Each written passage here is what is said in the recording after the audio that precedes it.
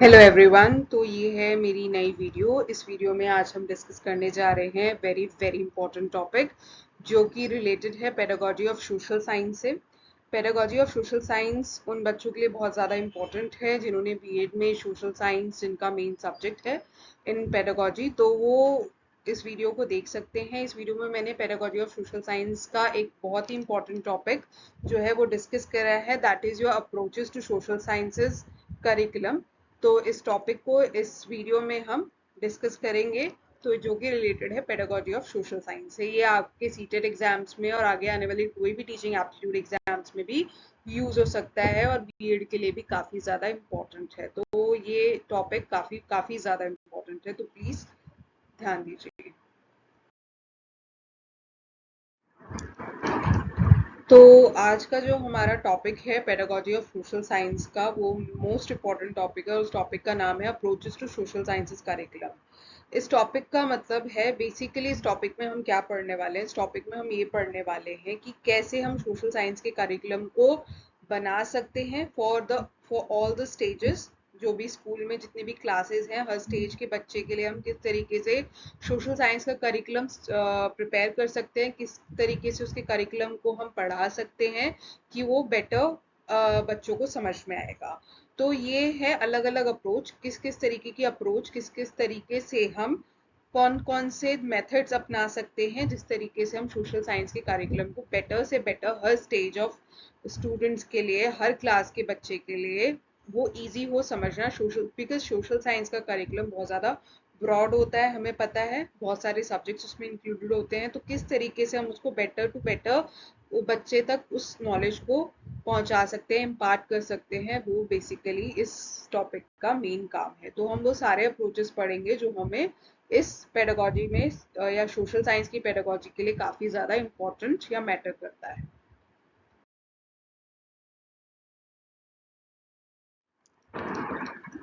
तो क्या लिखा है यहाँ पे, इस स्लाइड में लिखा है that the organisation of social sciences curriculum should be very comprehensive and broad. It requires to involve different approaches in organising social sciences at school level. जैसा कि मैंने पहले भी डिस्कस किया कि सोशल साइंस का करिकुलम बहुत ज़्यादा ब्रॉड होता है और उसको कॉम्प्रहेंड करना, उसको समझना खुद में एक अनदर लेवल काम है। और क्योंकि वो काफ़ी ज़्यादा ब्रॉड है, तो स्टूडेंट जो स्कूल के स्टूडेंट हैं उनको कैसे हम सोशल साइंस के करिकुलम को प्रेजेंट करें कि उनके लिए उस चीज़ को, उस ब्रॉडर नॉलेज को समझना इजी हो जाए, उनके लिए उस चीज़ को कॉम्प्रहेंड करना काफ़ी इजी हो जाए। तो सोशल साइंस के करिकुलम को हम किस किस तरीके से प्रेजेंट कर सकते हैं, किस किस तरीके से उसको डेवलप कर सकते हैं, इसके लिए हमें अलग अलग अप्रोचेस की ज़रूरत पड़ेगी। अलग अलग अप्रोचेस को यूज़ करके हम बेटर से बेटर तरीके से सोशल साइंस के करिकुलम को स्कूल लेवल पर डिज़ाइन कर सकते हैं, डेवलप कर सकते हैं, प्रेजेंट कर सकते हैं, जो कि बच्चे के लिए काफ़ी इजी होगा, इजी टू अंडरस्टैंड, और उसमें इंटरेस्टिंग भी होगा फॉर द स्टूडेंट्स कि वो इजीली उस चीज़ को ग्रास्प कर सकें। और जो बड़े से बड़े डिफिकल्ट टॉपिक्स हैं सोशल साइंस के अलग अलग सब्जेक्ट्स के, उनको कोरिलेट करके इजीली उनको समझ सके और डेली लाइफ में उसका यूज भी समझ सके कि क्या होता है। बिकॉज सोशल साइंस का अल्टीमेट मोटिव क्या है कि हम बच्चे को रियल लाइफ में सिचुएशन क्या है, पॉलिटिकल सिचुएशन कैसी होती है, हिस्टोरिकल सिचुएशंस क्या रही होंगी, या जोग्राफिकल सिचुएशंस क्या है, रियल लाइफ में बच्चा उसको अप्लाई कर सके, तो उस लेवल पर हम उसको सोशल साइंस का करिकुलम समझा सके। तो ये हमारा अल्टीमेट मोटिव होना चाहिए। तो इसके लिए हम अलग अलग अप्रोचेज यूज करते हैं ताकि बच्चे को उसमें इंटरेस्ट आए और वो अपनी रियल लाइफ में उस चीज का अच्छे से यूज कर सके।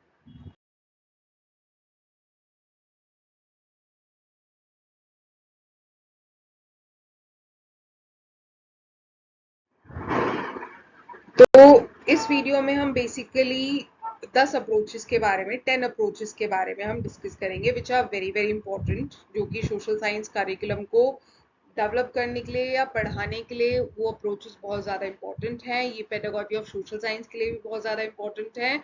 इसमें से कुछ ज़्यादा इंपॉर्टेंट है, कुछ को हम एक्सट्रीम लेवल पर, इवन स्कूल लेवल पर यूज होते हुए देखते हैं, और कुछ बहुत कम इम्पोर्टेंट हैं जो कि बहुत ज़्यादा, हम बहुत रेयरली उसको यूज होते हुए देखते हैं, but still they all are very very important. क्योंकि हम कोई भी अप्रोच, ऐसा नहीं है कि हम ये नहीं कह सकते बहुत कम इम्पोर्टेंट है।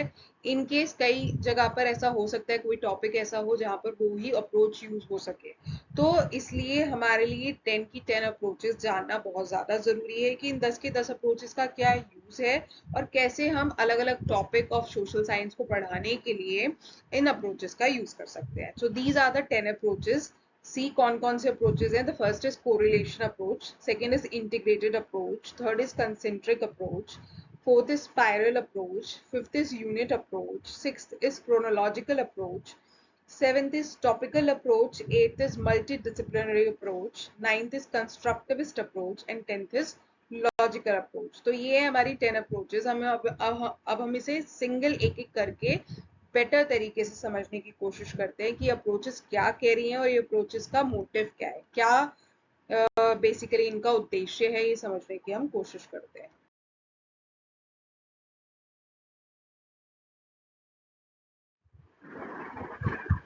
So the very first approach is known as correlation approach. Correlation, अगर किसी ने रिसर्च एप्टीट्यूड पढ़ा है या किसी बच्चे को पता है what is correlation in research means, तो हमें पता है रिसर्च में हमारे पास दो वेरिएबल्स होते हैं, one is independent and another one is independent variable. तो कोरिलेशन में हम क्या देखते हैं कि भाई डिपेंडेंट वेरिएबल पे जो इंडिपेंडेंट वेरिएबल है उसका क्या असर पड़ता है। That is what correlation means in research aptitude, right? तो correlation का यहाँ पर exact same मतलब तो नहीं है, but use हम उसी तरीके से करेंगे। मतलब क्या है? that correlation अप्रोच मीन्स कि हम जो अलग अलग सोशल साइंस के सब्जेक्ट्स हैं, सपोज हम कोई भी सब्जेक्ट पढ़ा रहे हैं और उसका कोई टॉपिक ऐसा है जिसको हमें दूसरे सब्जेक्ट के टॉपिक से कनेक्ट, मतलब डिपेंडेंट है वो किसी और इंडिपेंडेंट वेरिएबल पे जो कि दूसरे सब्जेक्ट का इंडिपेंडेंट वेरिएबल है, तो हमें उस चीज से, अगर हमें उस डिपेंडेंट उस सब्जेक्ट के टॉपिक को अच्छे से बच्चे को समझाना है, तो हम क्या कर सकते हैं, उस दूसरे सब्जेक्ट के जो कि सोशल साइंस का ही सब्जेक्ट है, हम उसको यूज कर सकते हैं एज एन इंडिपेंडेंट वेरिएबल कि भाई दोनों को कनेक्ट करेंगे तो क्या कोरिलेशन बैठेगा, क्या क्या एक के चेंज के वजह से दूसरे में क्या चेंजेस हमें देखने के लिए मिलते हैं। तो इसलिए हम क्या कर सकते हैं कि हम इस तरीके से सोशल साइंस के अलग अलग सब्जेक्ट्स को यूज कर सकते हैं। अगर कोई भी सब्जेक्ट के टॉपिक को, हम सोशल साइंस के किसी भी सब्जेक्ट के टॉपिक को अगर हम पढ़ा रहे हैं और लगता है कि हमें दूसरे सब्जेक्ट, उसी सोशल साइंस के किसी और सब्जेक्ट का यूज करना पड़ सकता है उस टॉपिक को बेटर समझाने के लिए, तो हम उसको इजिली कोरिलेट कर सकते हैं, इंटर रिलेट कर सकते हैं। So this is known as correlational approach. So see the points. Correlation is interrelating of subjects. So we can interrelate the subjects easily. If we want to impart our social science knowledge in a proper, in an interesting way to the students, so we can use this approach.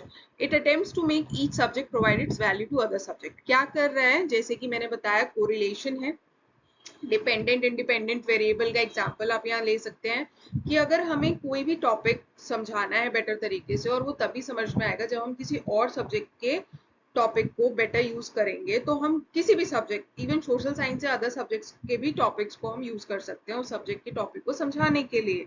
तो क्या है, इससे हम क्या कर रहे हैं कि एक सब्जेक्ट की वैल्यू को दूसरे सब्जेक्ट में बढ़ावा दे रहे हैं। ठीक है, तो हम क्या कर रहे हैं, डिपेंडेंट वेरिएबल पे इंडिपेंडेंट वेरिएबल का असर बढ़ा रहे हैं। ओके, सो इस तरीके से आप समझ सकते हैं। It demand psychologically arrange material and emphasises the utility of the material. तो यहाँ पर हम ट्रेडिशनल वे में ना जाके, हम कंटेंट पे फोकस ना करके, हम क्या कर रहे हैं, साइकोलॉजिकली हम उसका असर देख रहे हैं। मतलब कि हमें बच्चे की मानसिकता पे फोकस करना है कि बच्चे को किस तरीके से समझ में आएगा, हमें कंटेंट पे नहीं कि हमें नहीं नहीं है यही टॉपिक पढ़ाना है। अगर बच्चे को वो टॉपिक कनेक्शन से, इंटर रिलेशन से समझ में आ रहा है, तो हमें उसकी साइकोलॉजी समझनी पड़ेगी और उसका यूटिलिटी समझना पड़ेगा कि उसका यूज क्या है। मतलब कि अगर ये बेटर तरीके से, कोरिलेशन से ही यूटिलिटी उसकी समझ में आ रही है, बेटर तरीके से समझाया जा रहा है, तो कोरिलेट करने में कोई इशू नहीं है। तो इस तरीके से हम करिकुलम को समझा सकते हैं। This is known as correlation approach. I hope कि आप लोगों को समझ में आया होगा।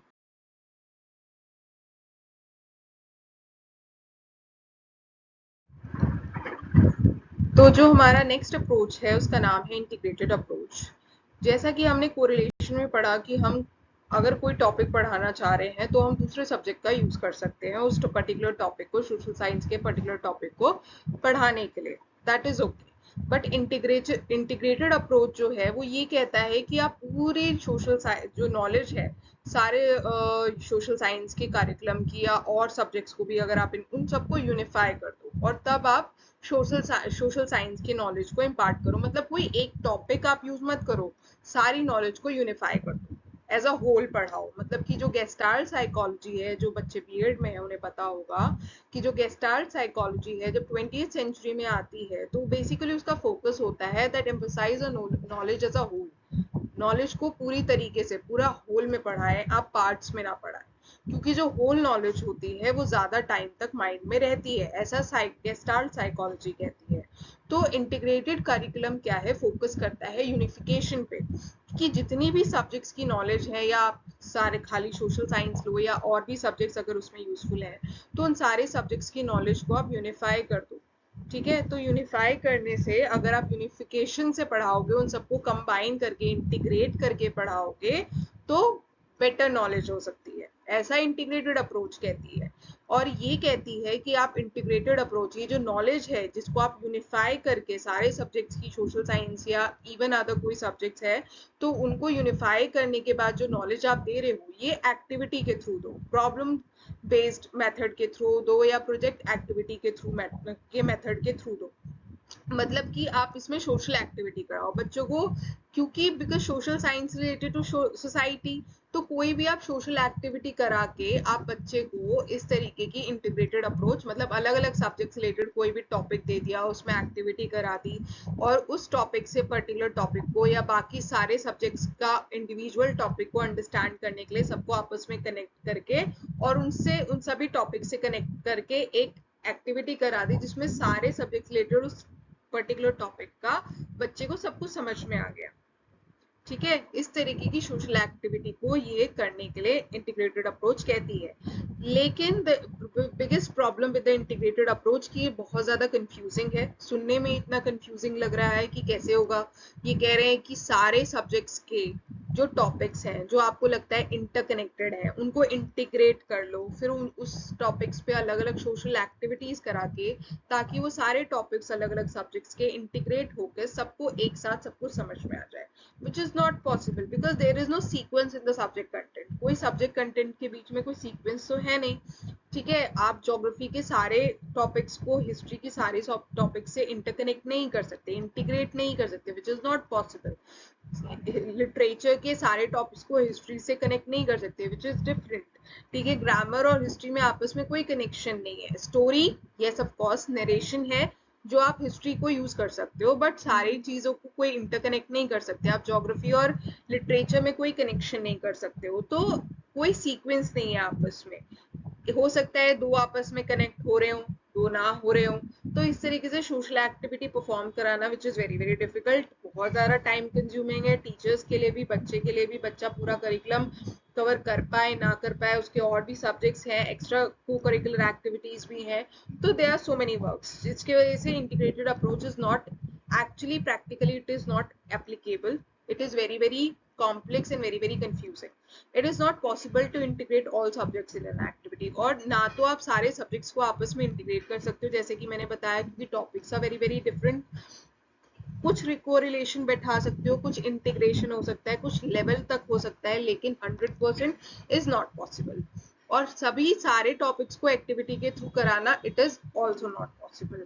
और भी आपको चीजें यूज करनी पड़ सकती हैं और टीचिंग एड्स यूज करने पड़ सकते हैं समझाने के लिए, आईसीटी का यूज करना पड़ सकता है, सब में एक्टिविटीज पॉसिबल नहीं है। So integrated approach practically it is not applicable. It is based on Gestalt psychology, which is again based on the knowledge of the whole, because whole is easily, we can retain the whole knowledge easily in our minds, but practically it is not possible। Okay, in especially in the case of integrated approach and especially in the case of social science subject। Okay,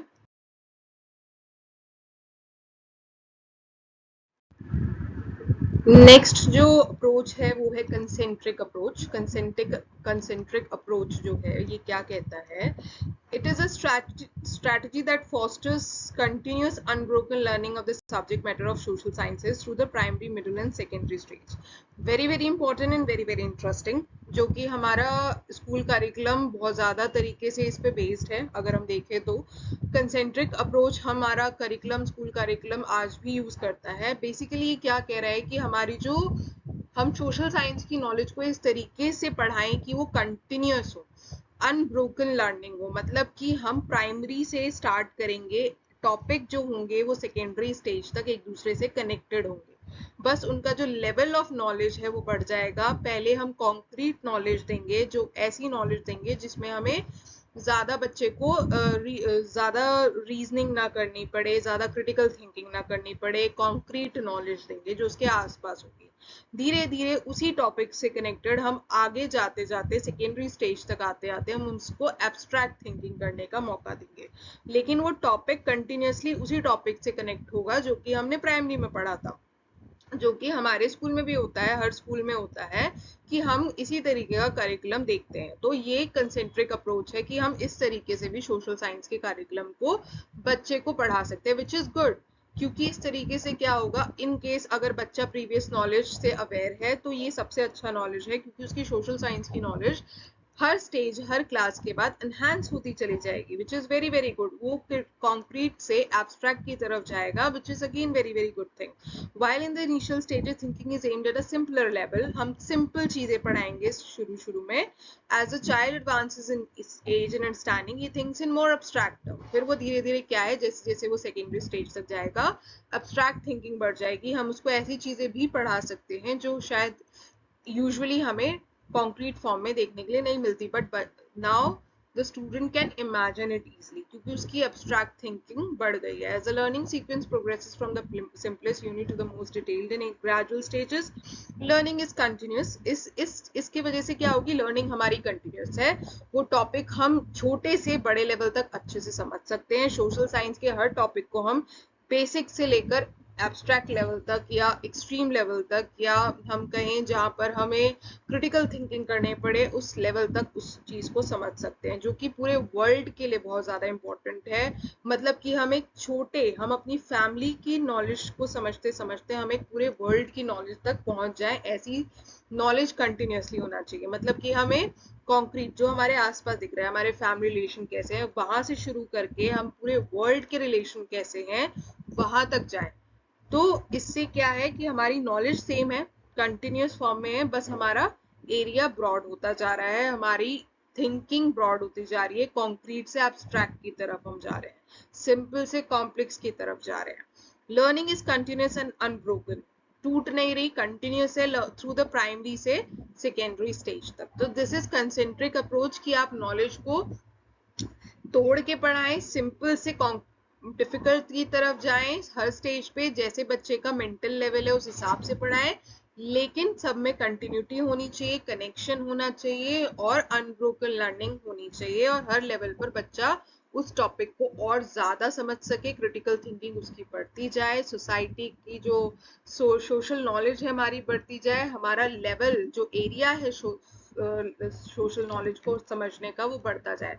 मतलब छोटे area से हम world level तक की knowledge को secondary stage तक आते आते समझने लग जाए। That is the basic idea of this concentric approach, and this is very very useful.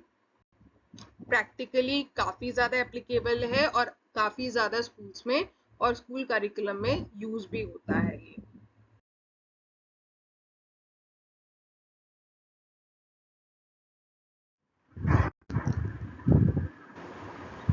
तो जो हमारी नेक्स्ट अप्रोच है वो उस अप्रोच का नाम है स्पाइरल अप्रोच। स्पाइरल अप्रोच का बेसिकली मेन फोकस क्या है, this approach provides awareness and understanding of man, society and nation. इसका अप्रोच का जो मेन फोकस है कि हम समझें कि मैन, सोसाइटी और नेशन का डेवलपमेंट कैसे हो रहा है, कैसे ये आपस में इंटरकनेक्टेड है, कैसे इनका डेवलपमेंट, राइज, डिक्लाइन, फॉल, क्या क्या कारण होते हैं इनके डेवलपमेंट में, क्या क्या कारण होते हैं इनके राइज में, क्या क्या कारण होते हैं इनके डिक्लाइन में। सो ये स्पाइरल अप्रोच का फोकस है कि हम इन तीन चीजों के बारे में इन तीन चीजों के बारे में समझे। Now the focus of the social science teaching is to develop man in society. हम क्या पढ़ते हैं सोशल साइंस के अंदर कि सोसाइटी का डेवलपमेंट कैसे हो रहा है, मैन का डेवलपमेंट कैसे है, human development and societal development, that is the main focus of our social science curriculum. Now this approach will help to establish the causal relationship of various economic, cultural, social, political and religious factors in the progress of men. Now the focus is that कि जो हमारा हम development पढ़ते हैं, human development and the societal development, इसके लिए हमें cause and effect पढ़ना पड़ेगा, क्यों हुआ, कैसे हुआ, क्या रीजन था, सारी डेवलपमेंट्स के पीछे पढ़ना पड़ेगा। तो कोई भी डेवलपमेंट, जब आप मैन ह्यूमन डेवलपमेंट या सोसाइटी की डेवलपमेंट, तो कोई भी डेवलपमेंट खाली इकोनॉमी बेस्ड नहीं होती, पॉलिटिकली बेस्ड नहीं होती, उसके अंदर हमको सब कुछ पढ़ना पड़ता है। सोसाइटी भी पढ़नी पड़ेगी, कल्चर भी पढ़ना पड़ेगा, इकोनॉमी भी पढ़नी पड़ेगी, पॉलिटिक्स भी पढ़ना पड़ेगा, रिलीजन भी पढ़ना पड़ेगा, ज्योग्राफी भी पढ़नी पड़ेगी। So we have to study every single aspect related to the development of a human और अ सोसाइटी, एनीथिंग। तो हमें क्या पढ़ना पड़ेगा, एवरी सिंगल एस्पेक्ट, क्योंकि होलिस्टिक डेवलपमेंट होगा। ऐसा तो नहीं है खाली इकोनॉमिकली डेवलप होने से काम चल जाएगा। जब हम ह्यूमन डेवलपमेंट पढ़ते हैं, सोसाइटल डेवलपमेंट पढ़ते हैं, so it is a holistic development and it includes each and every single aspect. So human progress क्या है, is influenced by geographical, historical, economic, religious, culture and social factor. इन सारी ही चीजों से इन्फ्लुएंस्ड होता है हमारा human progress. Human progress means societal progress, क्योंकि human is a part of society.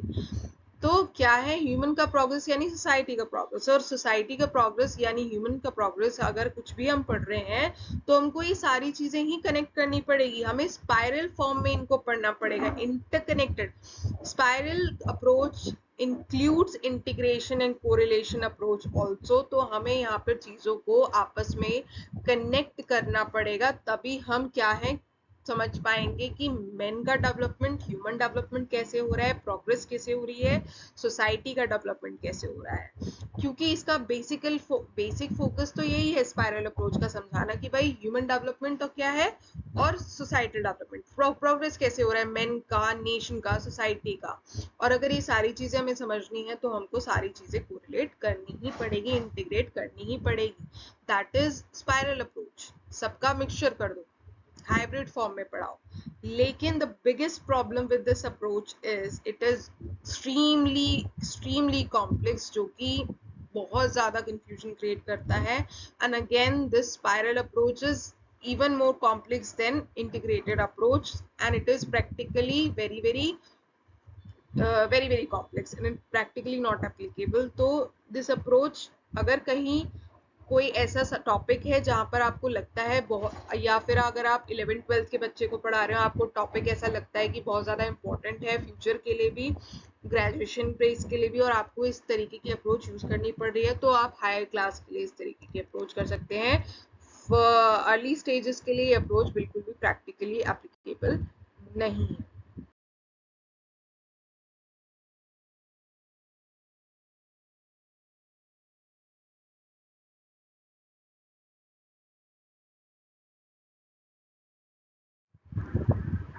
तो जो नेक्स्ट अप्रोच है हमारी वो है unit approach. Again unit approach भी क्या करती है, यूनिट अप्रोच भी बात करती है कि हमें नॉलेज को होल पूरे कनेक्ट करके पढ़ाना चाहिए, ठीक है।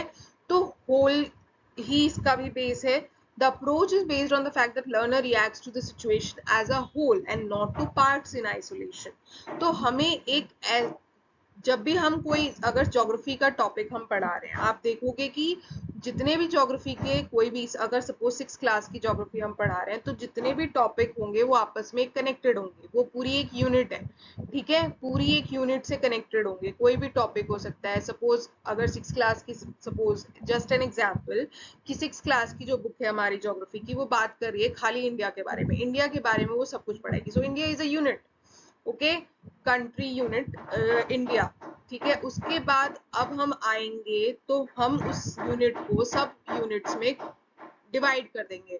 सब यूनिट्स क्या है, जो कि आपस में एक दूसरे से कनेक्टेड होंगी। इंडिया का वेदर कैसा है, इंडिया का क्लाइमेट कैसा है, इंडिया के जोग्राफिकल अलग अलग स्टेट्स कैसे हैं, उस स्टेट्स के जोग्राफिकल कंडीशंस कैसी हैं, माउंटेन्स कहाँ पर हैं। तो ये क्या है, अलग अलग सब यूनिट्स हो गई just to understand the geographical condition of India.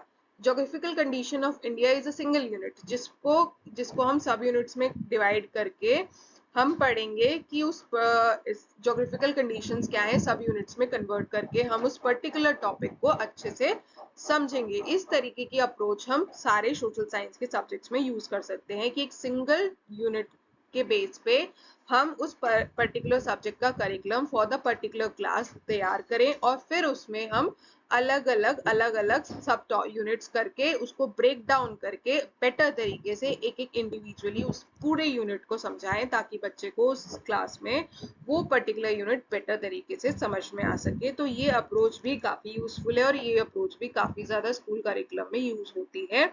अगर आप अपनी स्कूल की सोशल साइंस की बुक देखेंगे तो आपके ज्योग्राफी का कोई भी बुक अगर 6 क्लास का है तो वो सारे आपस में इंटरकनेक्टेड होते हैं, वो पूरा होल करके अगर आप देखोगे तो वो एक ही चीज को सिंबलाइज करते हैं।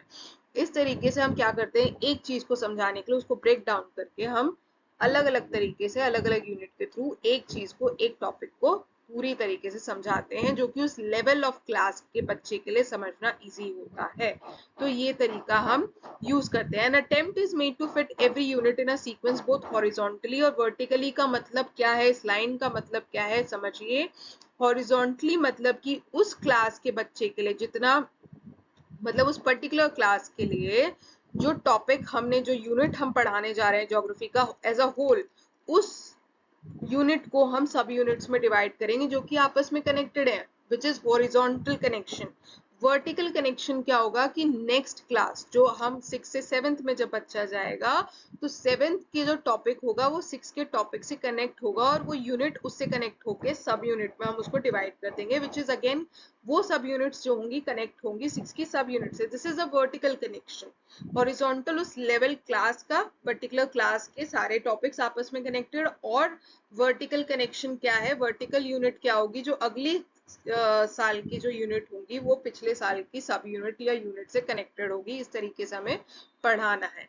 So this is concentric also, connect continuous है, अनब्रोकन लर्निंग है। ठीक है, तो ये है हमारी unit approach which is very very useful.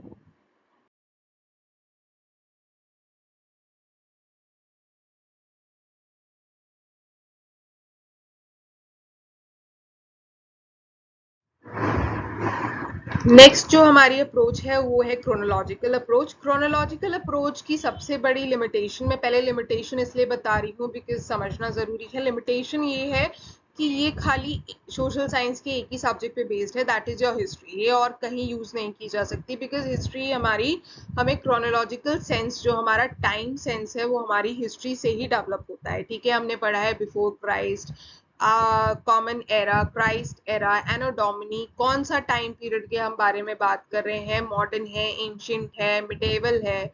ये सारी चीजें, ये सारी जो अप्रोच है, जो क्रोनोलॉजिकल अप्रोच है, जो ये बेस्ड है हिस्ट्री सब्जेक्ट पे, पूरी तरीके से हिस्ट्री सब्जेक्ट पे बेस्ड है कि हिस्ट्री हमारी जो टाइम सेंस है, जो हमारा क्रोनोलॉजिक सेंस है, वो हमारा एनहांस होता है with the help of the study of history.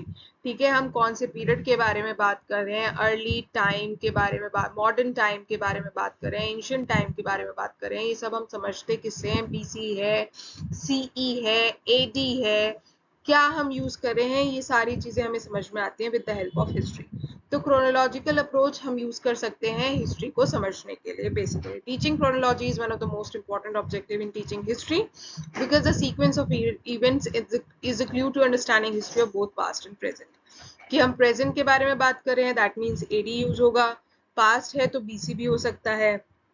ठीक है, तो इस तरीके से है।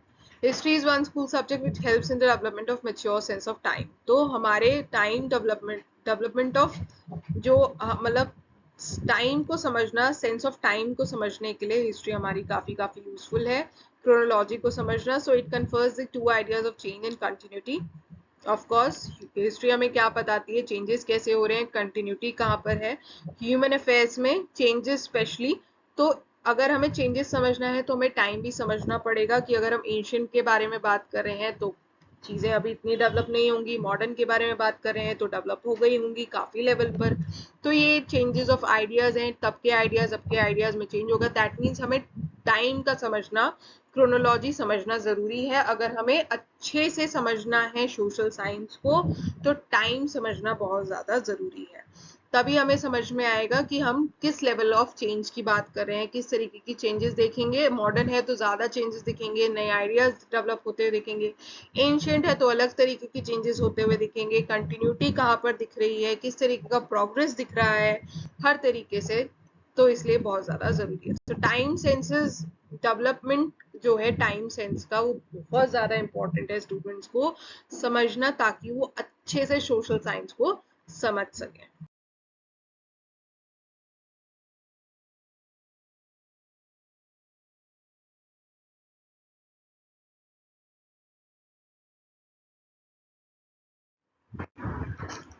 तो नेक्स्ट जो हमारी अप्रोच है वो है टॉपिकल अप्रोच। टॉपिकल अप्रोच क्यों इंपॉर्टेंट है and why it is very very different from unit approach.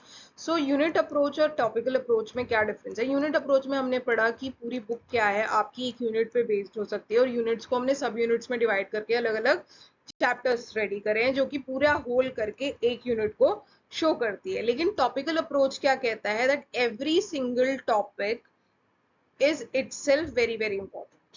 ठीक है, every single topic shows a very important and interesting thing in itself। तो कुछ इंटरेस्टिंग कुछ इंपॉर्टेंट हर टॉपिक शो करता है, ऐसा कहता है। Every single topic is important basically according to the topical approach. Every single topic is a whole in itself. तो कोई भी एक यूनिट होल नहीं है, that every single topic is whole. It represent the whole syllabus according to the topical approach. हमें इस तरीके से करिकुलम रेडी करना है, इस तरीके से करिकुलम पढ़ाना है कि हर सिंगल टॉपिक जो है हमारा पूरा सिलेबस के लिए इंपॉर्टेंट हो। लेकिन जो ये अप्रोच है हम कहाँ यूज कर सकते हैं, ये हम हायर लेवल पर यूज कर सकते हैं, हायर क्लासेस के लिए यूज कर सकते हैं।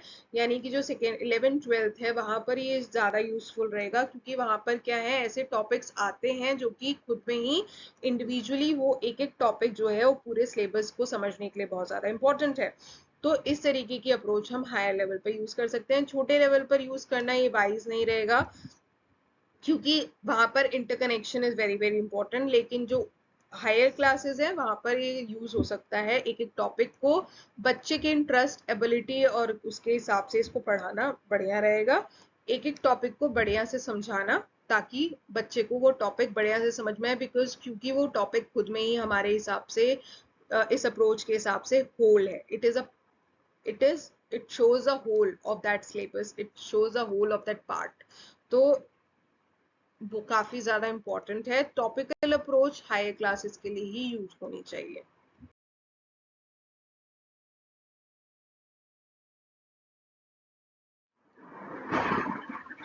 तो जो हमारी नेक्स्ट अप्रोच है उसका नाम है मल्टी डिसिप्लिनरी अप्रोच। जो कि नाम से ही साफ पता चल रहा है, मल्टी डिसिप्लिनरी मतलब है कि हम जितने भी हमारे डिसिप्लिन हैं हमारे स्कूल में, जो हमारे सब्जेक्ट्स हैं, उन सबको हम कनेक्ट कर दें, हाइब्रिड फॉर्म में हम जो है नॉलेज को इम्पार्ट करें। ठीक है, सोशल साइंस की टीचर क्या कर सकती है, वो सारे सब्जेक्ट्स को कनेक्ट करके आपस में और सब्जेक्ट को बेहतर तरीके से समझा सकती है। ठीक है, तो लेकिन अगेन ये अप्रोच जो है बहुत ज्यादा क्रिटिकल थिंकिंग मांगता है, क्योंकि सारे सब्जेक्ट्स की नॉलेज भी अच्छी होनी चाहिए बच्चे को।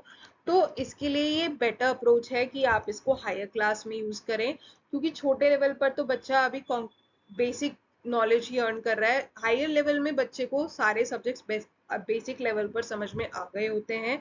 अगर हम सारे में कनेक्शन भी करेंगे, उनको मल्टी डिसिप्लिनरी फॉर्म में पढ़ाएंगे भी, तो बच्चे को समझना इजी हो जाएगा। तो सारे सब्जेक्ट्स को कंबाइन करके ये अप्रोचेस कहीं ना कहीं एक दूसरे से कनेक्टेड भी होंगी, ऐसा भी हो सकता है। तो multi disciplinary approach means you should connect, okay, the knowledge of all the subjects and then you should impart the knowledge of the social science. This is very very useful, और इस तरीके की चीजें हायर क्लासेस में use की जा सकती है। ओके, नेक्स्ट जो हमारी अप्रोच है वो है constructivist approach. Basically constructivist approach क्या है, वो इंडिया में यूज होना थोड़ा डिफिकल्ट है। क्यों है? क्योंकि ये जो अप्रोच है ये सबसे पहले यूज की गई थी रशिया में after second world war. Russia को हम जानते हैं, वहां पर काफी सारे, रशिया हमारे इंडिया को भी बहुत ज्यादा डिफेंस में यूज करता है, मदद करता है, हेल्प करता है। उसको काफी सारी नई नई मिसाइल्स या नई नई चीजों को डेवलप करने में रशिया बहुत ज्यादा हेल्प करता है। रशिया में इंडस्ट्रियलाइजेशन भी अच्छा हुआ था, वहाँ पे नई नई टेक्नोलॉजीज, नई नई इंडस्ट्रियल गुड्स, आपको इंडस्ट्रियल ऑब्जेक्ट्स डेवलप होते हुए दिखेंगे। तो वहां पर क्या है कि वो पढ़ाई में उन ऑब्जेक्ट्स का यूज करते हैं, प्रैक्टिकल नॉलेज देने के लिए उन ऑब्जेक्ट्स का यूज करते हैं। ठीक है, तो रशिया में इस चीज की शुरुआत हुई थी, लेकिन यहाँ पर भी सोशल साइंस में इस चीज का ऑब्जेक्ट्स को प्रैक्टिकली हमें बेटर तरीके से समझाना है तो हम उन ऑब्जेक्ट्स का यूज कर सकते हैं बच्चे को सोशल साइंस की नॉलेज देने के लिए। लेकिन the biggest limitation in India इसकी यहाँ का एक तो इंफ्रास्ट्रक्चर प्रॉब्लम, क्योंकि उतना डेवलप नहीं है, छोटे छोटे स्कूल्स भी हैं गांव में आप देखो। और दूसरा, यहाँ पे रिसोर्सेज इतने नहीं है, ऐसे कई सारे स्कूल्स हैं जहाँ पे बच्चे अभी भी नीचे बैठ के पढ़ रहे हैं, रिसोर्सेज नहीं है, इंफ्रास्ट्रक्चर अच्छा नहीं है। वहां पे कैसे आएगा ऑब्जेक्ट्स? अगर हम सोशल साइंस ही उस स्कूल में पढ़ाना चाहे, हमें ग्लोब चाहिए, अगर बड़ा सा सुंदर सा ग्लोब चाहिए, तो हम वहाँ बच्चे को वो अवेलेबल नहीं करा सकते, हमारे लिए पॉसिबल ही नहीं है, क्योंकि हमारे पास रिसोर्सेज और की लिमिटेशन है, इंफ्रास्ट्रक्चर की लिमिटेशन है, कहाँ रखा जाएगा, कैसे उसको सेफ रखा जाएगा, खुले में पढ़ रहे हैं बच्चे। तो ये सारी लिमिटेशंस है, लेकिन रशिया में इस चीज की शुरुआत हुई थी। और इन केस अगर कहीं इस तरीके की कोई ऐसे सिटीज वाले एरिया हैं जहाँ पे सारी चीजें अवेलेबल हैं, वहां पर हम इसका यूज कर सकते हैं। इससे नॉलेज, एक तो प्रैक्टिकल नॉलेज मिलेगी और बच्चे के लिए उसको रिटेन करना और आगे जाके उसका यूज करना काफी ज्यादा इजी हो जाएगा। तो constructivist approach is very very useful, but again the biggest limitation is the limitation of the resources and the infrastructure limitation that exist in our country, huge level पर exist करता है, so that is the problem. So the next and the last approach is logical approach. Logical approach क्या है? Logical approach क्या कहती है कि आपको जितनी भी नॉलेज है सोशल साइंस की, उसको लॉजिकली मतलब क्या है? रीजनिंग, रीजन दे के पढ़ाएं। ऐसा हो रहा है तो क्यों हो रहा है? रीजनिंग के थ्रू आप अपना सोशल साइंस की नॉलेज को, सोशल साइंस की टॉपिक्स को, की नॉलेज को इम्पार्ट करें। कुछ टॉपिक के लिए, जो सोशल साइंस के कुछ टॉपिक है वहां ये रेलेवेंट है, हर टॉपिक के लिए रेलेवेंट नहीं है, हर टॉपिक की लॉजिकल नहीं हो सकता, हर टॉपिक लॉजिकली नहीं पढ़ाया जा सकता। सो logical approach is not so important, लेकिन आप कुछ लेवल पर या हायर लेवल पर इसको यूज कर सकते हैं। सो कहीं कहीं आप इस चीज की रीजनिंग, ऐसा हो रहा है तो क्यों हो रहा है, ऐसा हो रहा है तो क्यों हो रहा है करके आप इस तरीके, क्योंकि इस तरीके से अगर आप पढ़ाएंगे रीजनिंग देकर, बच्चे को लंबे टाइम तक याद रहेगा, प्रीवियस नॉलेज उसकी स्ट्रांग रहेगी और आगे भी उसका यूज करना, इवन रियल लाइफ में भी उसको यूज करना उसके लिए पॉसिबल रहेगा। So this is most very very applicable in higher classes. तो लॉजिकल अप्रोच यही कहती है कि आप लॉजिकली हर सोशल साइंस की टॉपिक को पढ़ाइए। ओके,